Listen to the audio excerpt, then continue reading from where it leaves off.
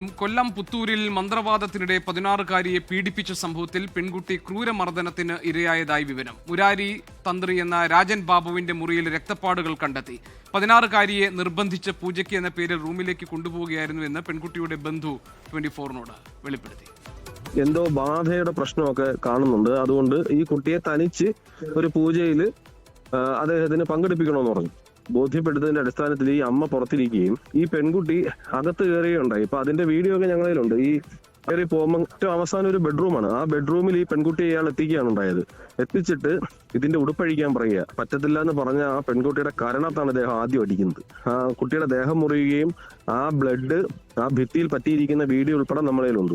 ഇദ്ദേഹം പെൺകുട്ടിയുടെ പുറകെ ഓടി വന്നിട്ട് പറയാ, പെൺകുട്ടിയെ തുടരരുത്, ആ പെൺകുട്ടിയുടെ ദേഹത്ത് ബാധ കയറിയിരിക്കുകയാണ്, നിങ്ങൾ കെട്ടിപ്പിടിച്ചാൽ നിങ്ങളുടെ ദേഹത്തും ബാധ കയറുമെന്നും പറഞ്ഞിട്ട് ഈ അമ്മയും കൂടെ പേടിപ്പിക്കാനാണ് ശ്രമിച്ചത്. ഇദ്ദേഹത്തിന് ഈ പ്രശ്നം വഷളാവുമെന്ന് കരുതിയിട്ട് ഇദ്ദേഹം ആ ജ്യോതിശാലയത്തിന്റെ പുറകെ കൂടെ ഇറങ്ങി ഓടുകയാണ് ഉണ്ടായത്.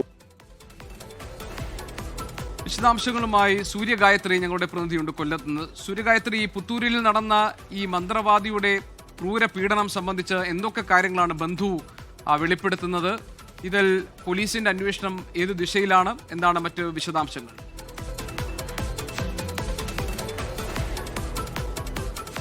മുരാരി തന്ത്രി എന്ന രാജൻ ബാബു നടത്തിയിട്ടുള്ള മറ്റ് ഇത്തരത്തിലുള്ള പ്രവൃത്തികളുടെ കൂടുതൽ വിശദാംശങ്ങളാണ് പുറത്തു വരുന്നത്. ഇയാൾ ഇതിനു മുൻപും ഇയാൾക്കെതിരെ പലതരത്തിലുള്ള പരാതികൾ ഈ ഘട്ടത്തിൽ ഉയർന്നു വരുന്ന സാഹചര്യമുണ്ട്.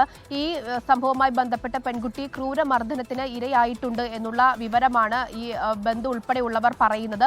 ഇതിനു മുൻപ് തന്നെ പെൺകുട്ടിയും അമ്മയും ഇയാളെ കാണാൻ വന്നിട്ടുണ്ടായിരുന്നു. അന്ന് ജ്യോതിഷം നോക്കാനാണ് വന്നിട്ടുണ്ടായിരുന്നത്. ആ സമയത്താണ് പെൺകുട്ടിക്ക് ശരീരത്തിൽ ബാധയുണ്ട്, ആ ബാധയാണ് പ്രശ്നങ്ങൾക്ക് കാരണമെന്ന് ഇയാൾ പറയുകയും ആ ബാധ ഒഴിപ്പിച്ച് നൽകാമെന്ന് ഇവരെ പറഞ്ഞ് വിശ്വസിപ്പിക്കുകയും ചെയ്തിട്ടുണ്ടായിരുന്നു. അത് പ്രകാരമാണ് ഈ സംഭവം നടക്കുന്ന ദിവസം അമ്മയും പെൺകുട്ടിയും ഇയാളെ കാണാൻ പോയിട്ടുണ്ടായിരുന്നത്.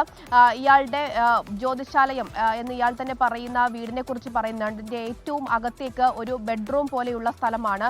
അവിടേക്കാണ് ഈ പെൺകുട്ടിയെ കൊണ്ടുപോയിട്ടുണ്ടായിരുന്നത്.